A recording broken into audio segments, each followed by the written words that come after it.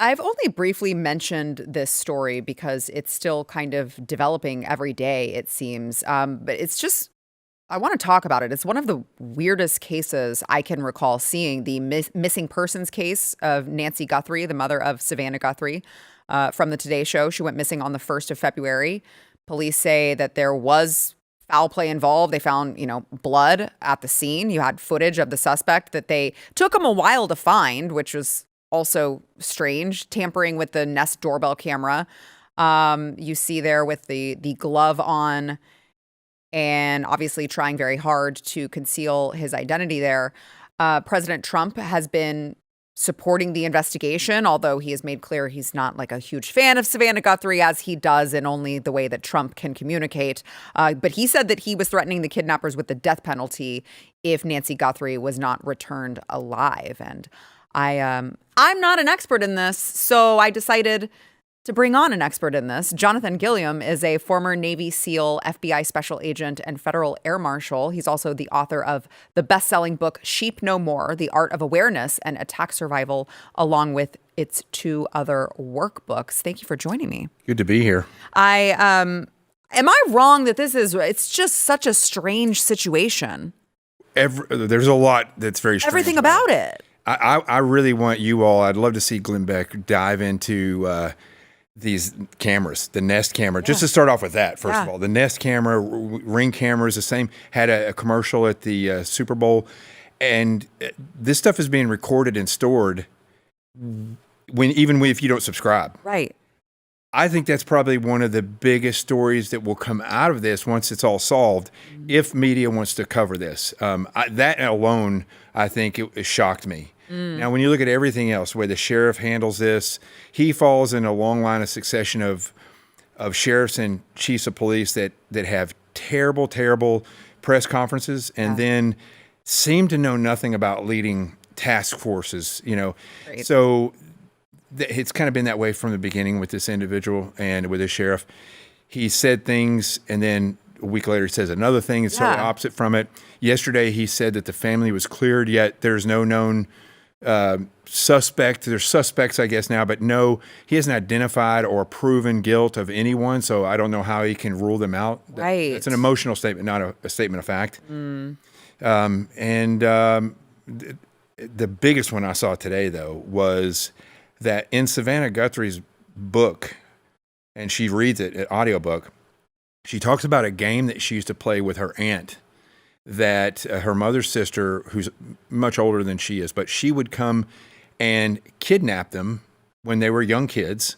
She would work it out with the mom, but she would come and get them out of bed and then say, come on, we're going to make a run for it. And they would go, and then like an hour later, 30 minutes later, they would call the mom and say, we're alive, we're okay, and the mom would play along with it. What? That is in the book. I actually heard it today. That's so weird. What? Weird coincidence there. And another reason why I would not rule the family out. I can understand kind of why the sheriff would say that maybe we shouldn't be, maybe we should tone back the rhetoric against the family because they could be targeted by crazy people. But for him to say that it's his job to speak for the family, that's not his job. That is not his job. Is to be running that investigation. Right. But, I did a case study or I went through certain courses when I was in the FBI for statement analysis. And one of the cases that we talked about was a woman who had 14 personalities, and she and her sister were both abused and went through the same abuse. Their mom would do things like put them in scalding water when they were bad in the bathtub. She grew up and developed all these personalities. Her sister grew up hating her mom. So it just goes to show you, there could be 2 good kids in that family and 1 crazy kid, or their kid could be crazy. But the fact that story was in there was very, very strange to me. That is bizarre. I hadn't even heard that. And then you add on top of that I don't know how I would ever react if someone kidnapped my mom and we were looking for her, but it feels weird to put yourself on social media and selfie videos. Everyone's already talking about it. I don't know why you need to tell people hey, let us know if you see anything. Right. It's already wall-to-wall coverage of it. That part was weird to me. And again, I'm not trying to victim shame or anything if this in fact was just some random kidnapper and they're really upset. But the crypto stuff where there's a ransom note. That, I think, is an evolution of crime. I think you're going to see that more, not necessarily kidnapping. Kidnappings happen all the time. Sure. They just don't happen here that much. You usually hear in the United States it's parental kidnapping of their child because they're in a bad custody case. But a lot of kidnappings happen in Mexico that use Bitcoin all the time, but there's two-way conversation. It's very aggressive because they want people to know that the person is in grave danger and they want to force people to pay. You didn't see any of that. You just saw some emails with some kindness saying, she's in distress and she knows what's going on. That sounds like a scam from India or Nigeria where they do these economic scams all the time. The wording wasn't correct. There was no two-way communication. But another thing this is my theory that I put out today was that Harvey Levin has gotten 4 emails from somebody that says they saw, right? Right. And they want money too. Anybody who has an online presence knows that crazy people will write you emails and say, I know this, or I have the power of discernment, and this and that. Sure. But this person said something very interesting. And I've been saying all along that I don't rule any possibility out. And one of those possibilities is that it was a burglary gone wrong. And I've had other experts argue and say he had a full backpack. He could have had 20 bags inside that backpack that he was going to fill full of stuff. I don't know. Sure.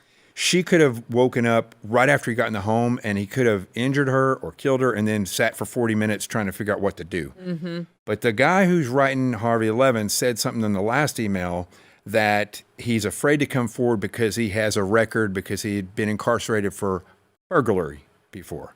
So I've been putting this out 20% of the time, more or less, the people who call in a homicide are the people who committed it. So I could see this person having done that crime, and we saw in the film footage that calm enough to get in the home, stupid enough to go and do the things with the weeds and all that stuff that he did, and then to throw his glove away within 2 miles of the home. So could this person writing these emails, trying to get some money, actually be the person who took Nancy out, not for a ransom, but because something occurred, he wanted to get her out of there and stashed her, or maybe could be alive, but, and then now he's writing, trying to get them to pay money so he can say, oh, yeah, she's in Mexico. Right. So I hope that the investigators are looking at these things, because if you go do a case study by watching 48 Hours Mysteries, it's been on for like 30 years, you will see that vast majority of these people that are killed are done by their families, but you cannot rule out any possibility until you find the person that did it. Yeah, that's a great point. And again, I don't want to victim shame anyone.